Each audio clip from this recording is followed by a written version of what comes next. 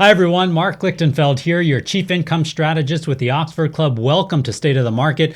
We are so close to hitting another milestone, 12,000 subscribers. So if you haven't already, please help us get there and click subscribe. And that way you'll never miss a State of the Market video. You know, I had several people come up to me at the Oxford Club's private wealth seminar in Colorado last week, telling me how much they enjoy these videos. And we've gotten comments in the comments section saying the same thing. So thank you to everyone. And I'm glad you find these videos informative and entertaining.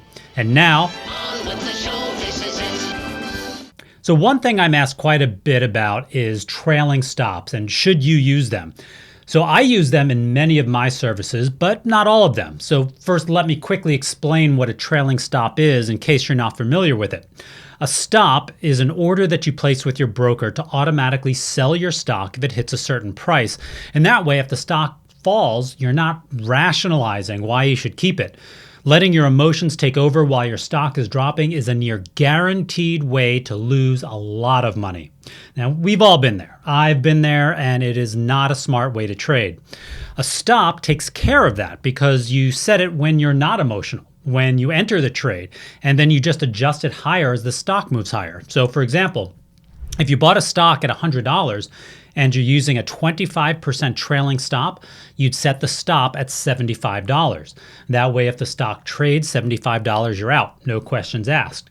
If the stock rises to $110, you move your stop higher along with the stock price, so the new stop would be $82.50. If the stock trades at $150, your stop rises to $112.50, protecting your profits. Now, this is important. The Oxford Club bases stops on a closing basis, not on an intraday basis. So that means if you bought the stock at 100, it has to close at or below $75 before you'd sell it. If it simply touched 75 and then rebounded to $76, you'd hang on to the stock. Now, many brokers don't allow you to set a stop based on a closing basis, but that's not a problem. All you do is set an alert so that if the stock hits that price, you know that you need to check it at the close to see if it closed at or below the stop. And if it did, then you just simply sell it the next morning. Okay, so when do I use stops? In my short-term trading services, I use them a lot. The only one I don't is for my very short-term service called Technical Pattern Profits, where I don't give the stocks as much room to the downside because the time horizon is very short.